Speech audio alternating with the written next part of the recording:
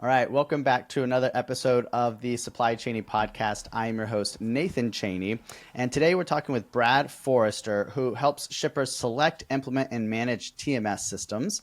And as anyone in supply chain knows, TMS, WMS, ERP, these are all the acronyms that we all kind of live and die by. And I was kind of looking through LinkedIn the other day. Brad actually reached out because, and we'll talk about this in a bit, he puts together a list of the top supply chain podcasts. And this is in no way my effort to try to get myself ranked higher on that list or anything like that. Clearly not. But I saw there also while I was looking at his profile that he has a degree in materials and logistics from Michigan State. And from a point in time when logistics degrees were not that common. And I just reached out and asked, hey, would you come on and talk to us about the sort of the transition and the transformation of logistics and supply chain as you've seen it over the years? And to my luck, Brad said yes. So thanks for coming on and sharing some of your expertise and education and experience with us, Brad. So I guess before I just keep rambling on, I'll hand the digital mic over to you and have you introduce yourself a little bit more. Yeah, that's great. And thanks for having me, Nate. I appreciate it, and good to connect. So I'm Brad Forrester, founder and CEO of JBF Consulting. And Nate, as you were saying, we've been helping clients with navigating the transportation and logistics technology roadmap here for 22 years. And it has been a real exciting ride. As you mentioned, I did go to Michigan State, go green, which at the time that I was in school was a kind of had an up and coming program called Materials and Logistics Management. And I actually kind of just found my way by chance into that program. Okay. When I started school, I was an economics major. That was kind of my angle. I knew I wanted to do something with numbers and money, but as many senior high school kids, when they graduate, they have very loose concepts of what those topics actually are. Yep. And I found that out in my first year. Math was not my strong suit, and this was a lot of very heavy theoretical math, and it didn't really appeal to me. But what did, and how I kind of found my way into the logistics program at MSU, was taking a part-time night job at a company called RPS, Roadway Package System, loading trucks and unloading trucks, and it's now FedEx Ground, right? So it's small package operations. And I would take a night shift. I'd go in at like 11:30 at night, work until 3 or 4 o'clock in the morning, and I loved it. I loved moving trucks in and out of the doors. I loved packages and moving things and constant movement. It was never tiring. It was always exciting to me. And the coolest thing that really drew me to it was just the people and kind of sticking with something that was difficult to do, working nights through college.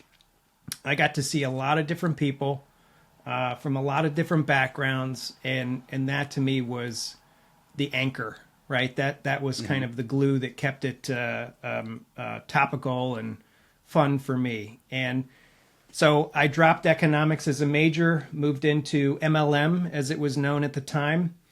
And this was still early 90s, right? So I graduated in 1995 with a supply chain degree, and the program had been around for maybe 10 years. I don't know the full history, but obviously it was very much materials and logistics from a military perspective. Within Michigan State, as an agricultural college, they supported a lot of like food production, farm production, as well as, feeding the automotive industry. So we had a lot of classes and courses, and the curriculum was very much focused on production, operations, MRP, those types of things, as well as carrier pricing strategies, deregulation of the transportation industry, all of those kind of concepts and things. But I will say that once I graduated and took my first job in transportation, that's where things really started to change and open up. Before I even graduated, there still was no real email outside of going to the computer lab once a week and Gopher, if anybody is kind of old enough to remember Gopher, and finding your way into an email domain. That's what we had to do to get email. So it was like a once a week type thing. And in my first job was in 95, right when, Windows 95 came out. And it was the first time I'd ever seen Microsoft Outlook and, real email client type stuff. So that was kind of where we were back in the day when I kind of started my logistics and supply chain career. Wow. I appreciate the history lesson and the education lesson we're going to get out of this conversation today. Yeah. I liked how you touched on that first sort of package handler job that you had while in school. There's a lot of students that will ask, for suggestions of what they should do, and they're considering, or they are studying logistics, and they aren't quite yet to the point of being really qualified for an internship. They're not quite there. I recommend all of them just go work in a logistics operation. Go work in an Amazon warehouse. Go work on a dock shoveling boxes around. Just you can start building your resume super early in the industry, right? Absolutely. And it doesn't, they aren't like necessarily the most, fulfilling jobs all the time. You're literally moving boxes from one side of the belt to the other and taking the box that corresponds to your zip code and putting it into the right truck and putting it into the right shelf, and then making sure the driver who's making the delivery or making the pickup knows where that box is. And, you keep things organized. And, like any other job, you kind of can get out of it what you put into it. So, if you think about quality and if you think about accuracy, because at the end of my days at RPS, I was the guy that was holding the barcode scanner. RPS was one of the first companies that introduced barcode labeling, putting on a barcode on each box even before UPS did that. So I was the guy with the scanner as the boxes were trolling through the belt, and I would scan the barcode and I would then manually key in a zip code. So I'm just like an operator up there from like the Matrix or something, just scanning boxes that are coming down the belt at like 100 boxes a minute, and I have to scan and key in a zip code. And I was called a swacker, scan, weigh, and key. And every box got weighed, every box got scanned in, and every box got applied the zip code. So my accuracy was, really paramount, because if I put in the wrong zip code, it would go to the wrong hub. And then it would take, instead of a 2-day transit, it would take 7 days because I messed up. So it was like, that was a good way for me to kind of get my teeth cut, so to speak, on kind of accuracy, why doing a good job is important, why kind of being the dependable, reliable person is a good thing. Sticking around and sticking with something for a long period of time can actually help you. Those kind of really seeded some fundamental values for me and just working through college. I appreciate sort of that you remember so much detail of what you did in those early jobs, but clearly it translates probably to the work you do today. So you still kind of are in that realm. But let's maybe like bring the family photo album out for a second and talk about Sure. Brad, the kid. Where'd you grow up, and what was your life like growing up in those early days? Yeah, so I grew up in Columbus, Ohio. I was allowed to go to Michigan State as long as I didn't end up in Ann Arbor. The family was okay with that.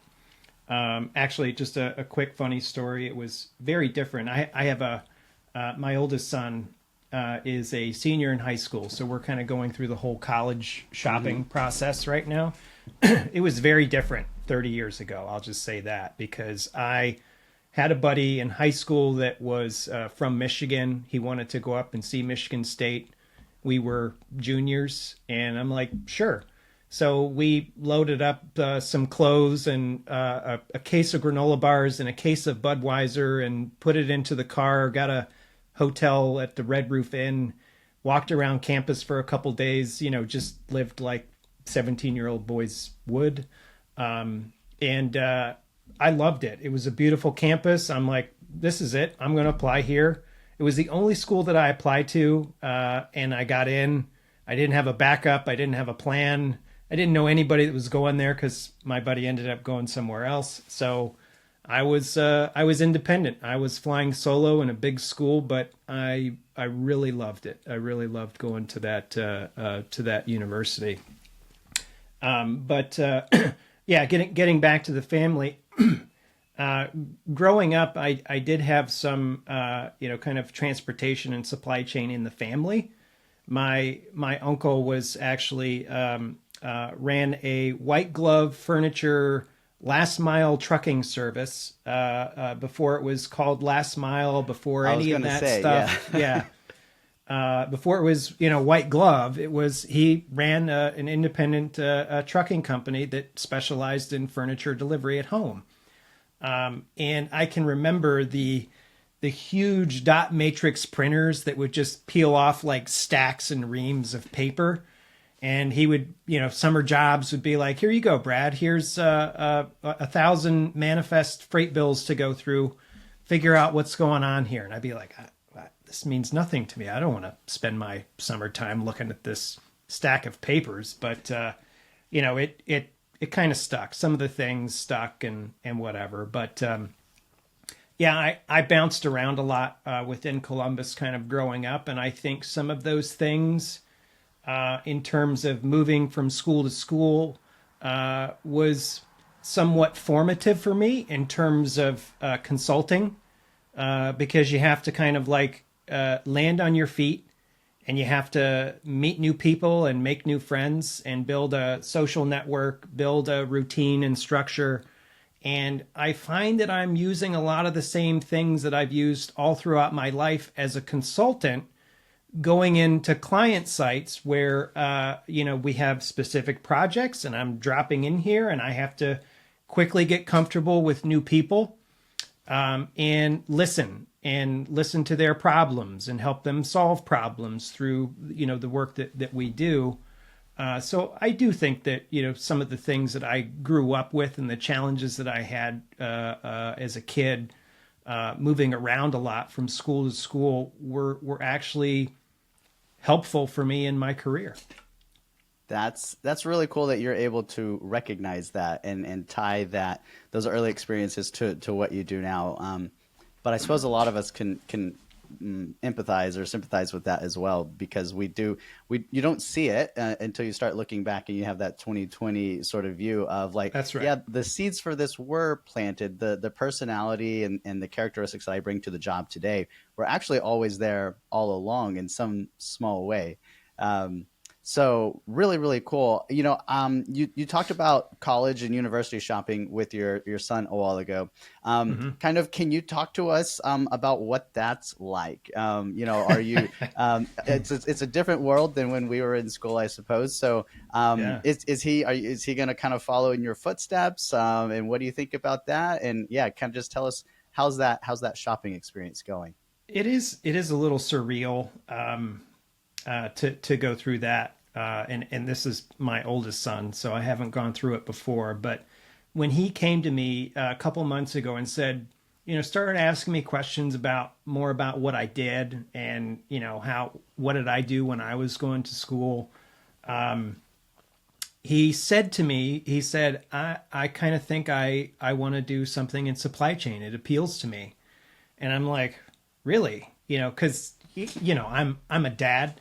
But it's like I see him, doing things that a 17-year-old boy does, like not picking up after himself or, doing things that I'm like, well, you're never going to get a job if you can't even, put your dishes in the dishwasher.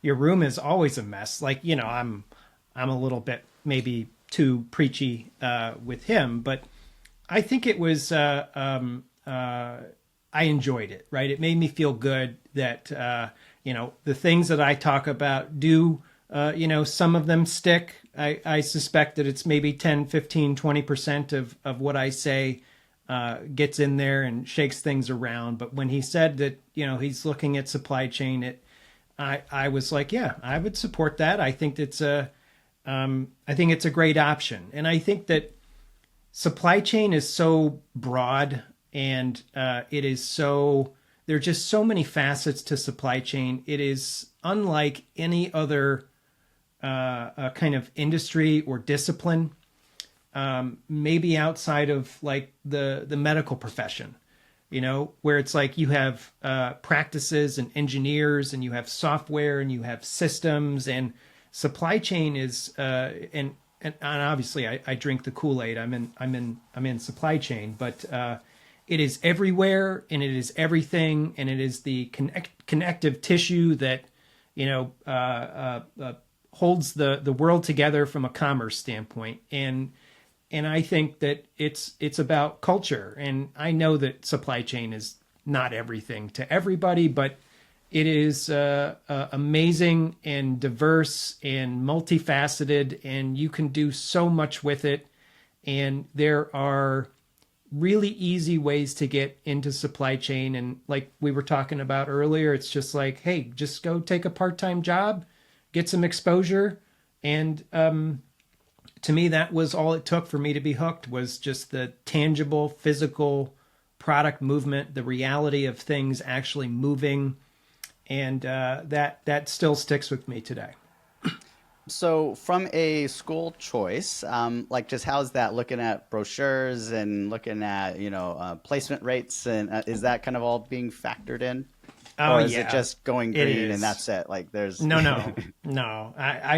I doubt we now live in the New England area. So, we want to keep it, somewhat drivable. So we're looking at programs like University of Maryland, Penn State, UMass Amherst, Syracuse. There are some supply chain programs that are, within kind of the 8-hour driving radius, which is kind of one of our first things. Is like, I'm a transportation guy, so I'm looking at constraints, and I don't want to, I don't want the air travel issue. So I want it to be drivable, or a train. I can get down to the University of Maryland from the train station in New Haven, in Connecticut, where we're close by. So, but in terms of the actual process of selection, the process of admissions, it is far different. It is completely gamified now. Like the universities will gauge interest and engagement, where, you have to, or you don't have to, but you're strongly encouraged to sign up for tours and going into like derivative tours, like a College of Business tour. And if they can track you and how many times you're visiting the website. So they start to build a profile for just like how engaged is this student, and they can really target the ones that are extremely interested and engaged, and like they're spending a lot of time on our website. They've hit all the tours. They're interacting with professors that maybe they start having a dialogue with, and that becomes now admission criteria for some colleges. Obviously, they all have their own different playbooks, but it is just amazing how targeted and how specific they can be, and they can track engagement. And this is what the kids need to do, is play the game. And it's very different. It costs a lot more money now. You got to apply to 15 schools, and every school, they have a single admissions portal now that multiple schools can kind of buy into, and everyone still has a fee. So it's just far more complicated as a parent. Maybe it's easier as a student, but it is a little overwhelming. Wow. A And little overwhelming. and it's interesting. You probably bring a very systematic and methodical approach Yeah. to it because Sorry. you're in the business of helping people make decisions and select things, right? So, Yes. do you probably Yes. have like a criteria, like a matrix and a Yes. Oh yeah. everything going on, Of course I do. a weighted point averages and everything? Yes. Yeah. And this is a constant source of poking fun of at dad. Uh-huh. I can be a little bit too tightly wired with processes and systems, but this is just my comfort zone, and where I fall back to is even in the way that I make my lunch every day. I have a system, and Yeah. it has to be in the right sequence. And I'm not like Rain Man or anything, but that's just default because I've done it for almost 30 years now. Is building processes, building systems and routines, looking at logistics and efficiency all the time, efficiency, and it's in my DNA now. I think it's just part of being a logistician. Yeah. I've suffered from the same thing. Could you talk, so you've used the word supply chain a number of times in this conversation, but yet I believe it's a little bit of a newer concept and word out there, Yeah. given that, your degree specifically only stated like logistics management, materials and logistics management. Can you talk about like at what point you've seen that shift to using supply chain kind of just to describe logistics and how you view the differentiation? Are they one and the same to you, or do you see them different? Yeah, yeah. So to a layman, like if I'm with a social situation here with other families and stuff, I'll use the term supply chain and logistics kind of interchangeably, right? Because there is a nuance there, and it's not necessarily unless you're reading it right out of a textbook. It's not necessarily apparent, but I think supply chain is the umbrella. It's the parent level, and then within supply chain, the discipline that I usually talk about the most is logistics, and for me, logistics is about execution of strategy, and of a supply chain strategy or a distribution strategy. So logistics to me is supply chain execution. It is not supply chain planning. So if I had to kind of simply break things up, supply chain could be broken up into planning and execution. And execution for me is tangible, physical, exciting. The planning side of things is a little bit more ambiguous, esoteric, ambiguous. Which demand forecasting model should we use if we have seasonality or if we have promotions? And I can't tell you the difference between Lewandowski and Fourier or Crostons and all that stuff. It's all math modeling, and it to me is not tangible because it's not in a box. It's not a pallet. It's not a container, and it's not moving. It's just theory. So I really love talking about logistics and log tech, even though within that, we really just specialize in transportation. The transportation specifically part of logistics, not the warehousing, inventory, distribution necessarily of logistics.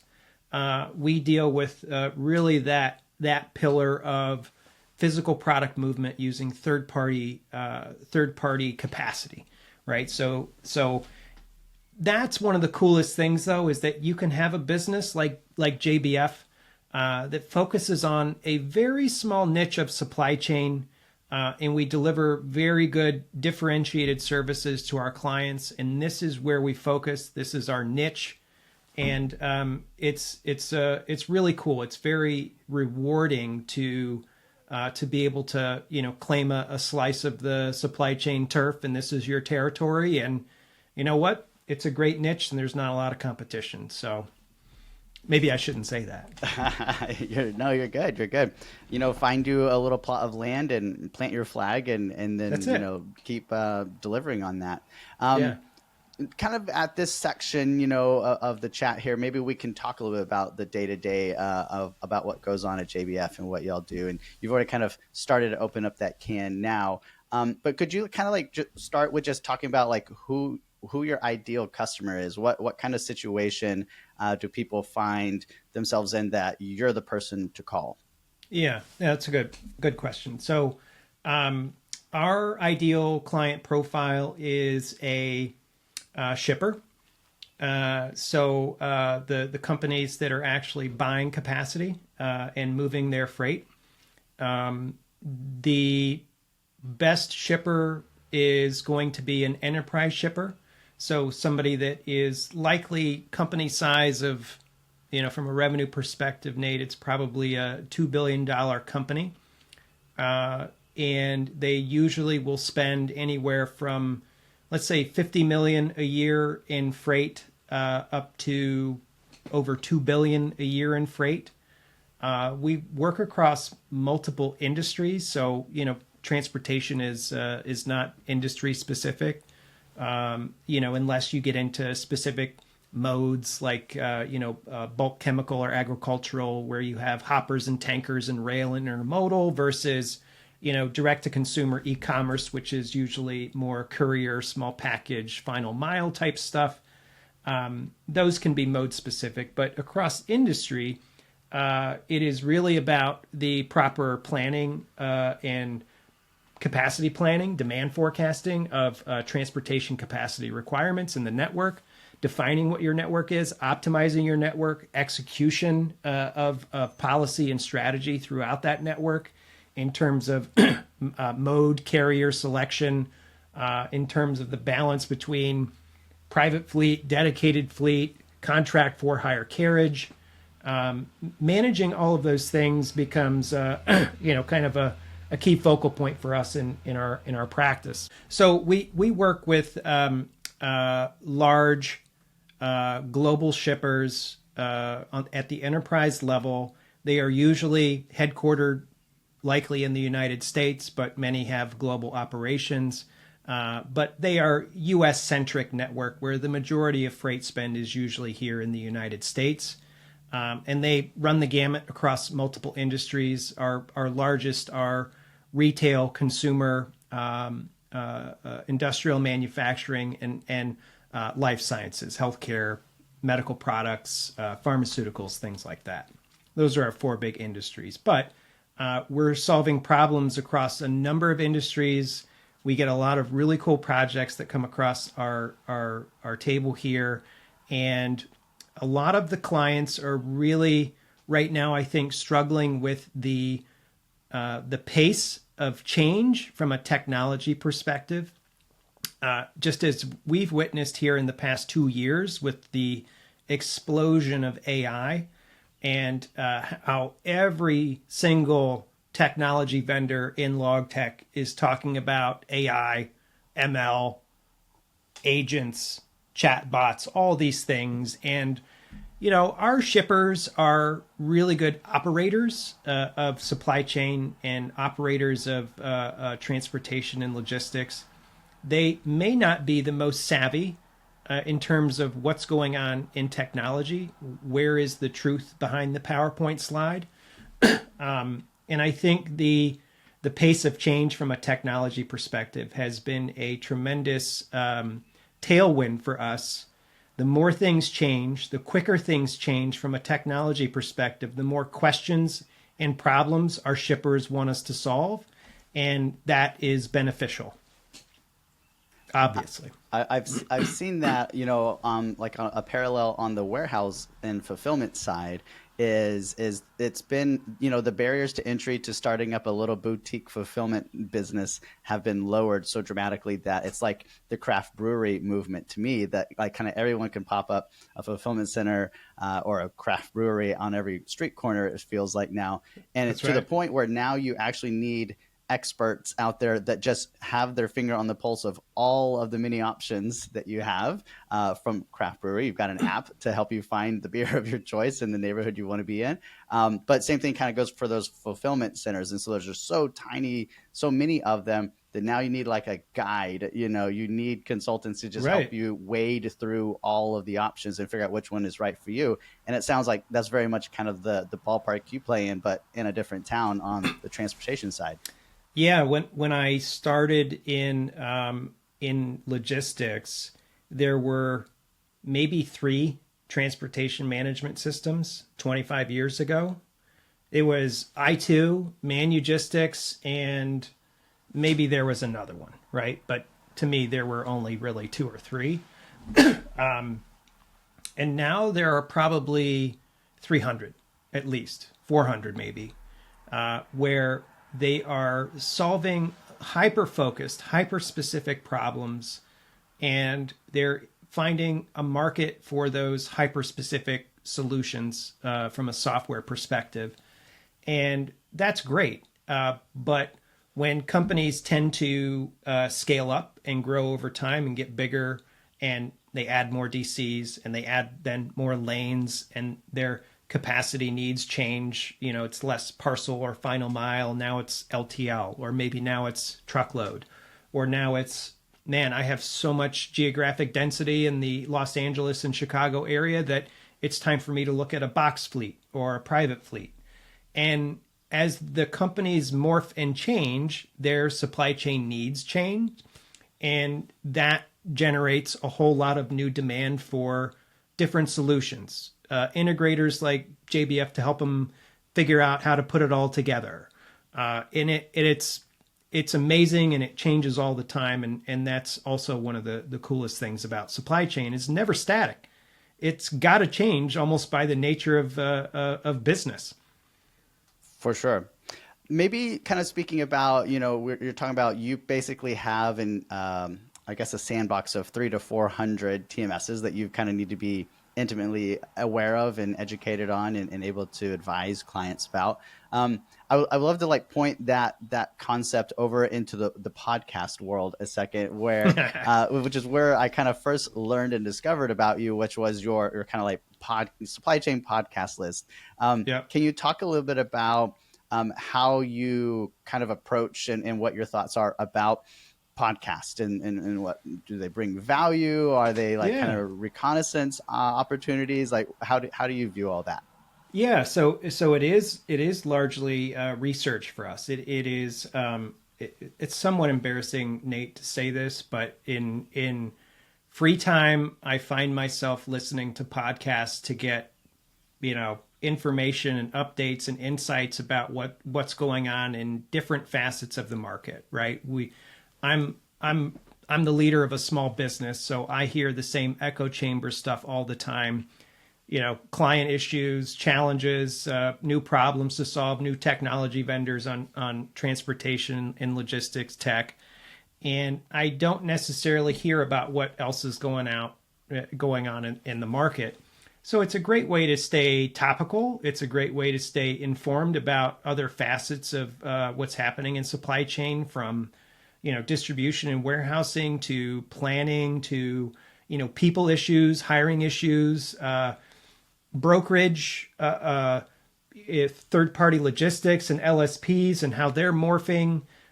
It's all relevant. It's all good information and research.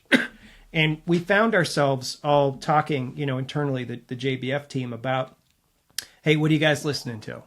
We're listening to this, or we're listening to, somebody else, and this is really good.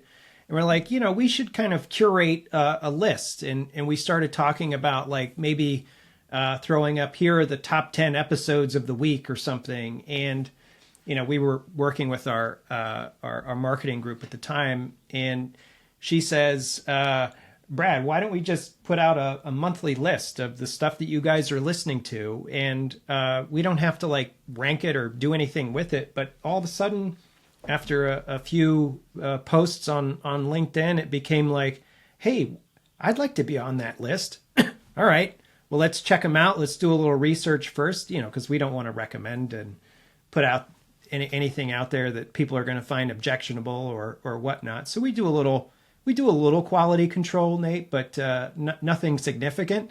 We just like digesting content, and podcast is a great medium. We dabble in it too, but there's only a very small slice of audience that wants to listen to geeks talk about transportation systems and technology and processes. You got to be a little different, I think, to buy into some of that stuff that we talk about. But anyway, That's where it came from. There's the podcast, Supply Chain Podcast list, and the genesis of that. But it actually has been really good, just to kind of like open doors for opportunities like this, open doors for talking with Logistics of Logistics podcast. We've gotten involved in some of those things, and that has been surely beneficial, but also just making human connections through the medium, right? Just meeting people like you and other podcast hosts, and it's been really great to kind of connect with people at that level. Yeah, and it's right in your wheelhouse of organizing, collecting, sorting Yes. things out, right? So Yes. So it seems like you're uniquely positioned to do that. Yes. So maybe a couple things as we wrap up here today. Is there a quote that you kind of live by that you like to share with folks whenever they ask you what is your favorite quote that you live by? Wow, that's an interesting one.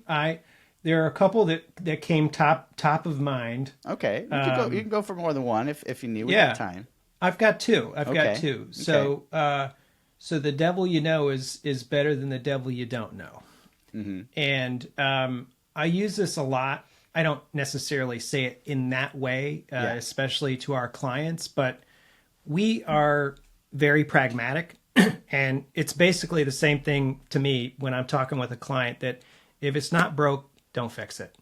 Let's be pragmatic. You don't have to rip and replace your legacy TMS just because you think it's not working, because the probability says that it's more likely you or the process or the integration or the design or the configuration of the system. It's not the system itself. So before we rip it out and put something else in there, let's be pragmatic. And to me, it's like, okay, we know what we're working with today, and we know the Achilles heel and the things that it's not great at, but what's it good at? Let's stay with that, and let's fix the stuff that isn't working as well as it should be. So that's number one. And I think the other one is perfect is the enemy of done. Like sometimes, and especially in consulting, because we have a lot of engineers on our team, industrial engineers, process engineers, etc. They love going deep and finding the perfect solution. Many consultants are wired like this, and sometimes you have to guide people that, clients or anybody, doesn't even have to be a client. They are not expecting perfection in terms of the delivery. In some cases, delivering on time is better than delivering perfect. So let's make sure that we're paying attention to what our clients are asking us, how they're asking us, understanding their motivations, so that we know when we really have to be precise and come up with a more perfect solution. Do we need a 98%, a 99%, 100% solution? It might take a whole lot more time to get that 100%. Maybe you're good with 90. So to me, I think in some situations, good is much better than perfect because it's done. Sure.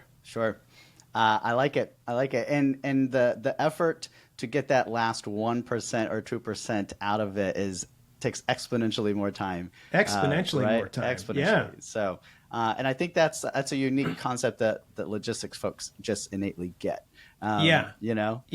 And it's probably anathema to most consultants in terms of how they think, right? Because obviously the more time they spend on us solving a problem, the more money they can get in some situations. But for us, it's you have to have the balance, right? And that's more important than the money.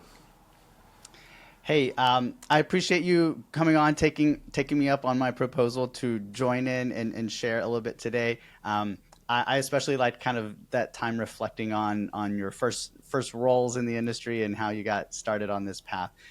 Any final words from your side as we wrap up today? Yeah, I think there's nothing but change. There's a whole lot of volatility in the market, but the one thing that stays constant is change, right? So I think supply chains are resilient, they're adaptable. Systems are also right there in terms of powering that agility and adaptability and less fragile supply chains. So, embrace the volatility because it's not going to go away. Yep. Yep. All right. Well, thanks for coming on, Brad, and again, sharing some of your time with us today. And I'll see you around. Thank you, Nate. I appreciate it. Thanks for the invitation.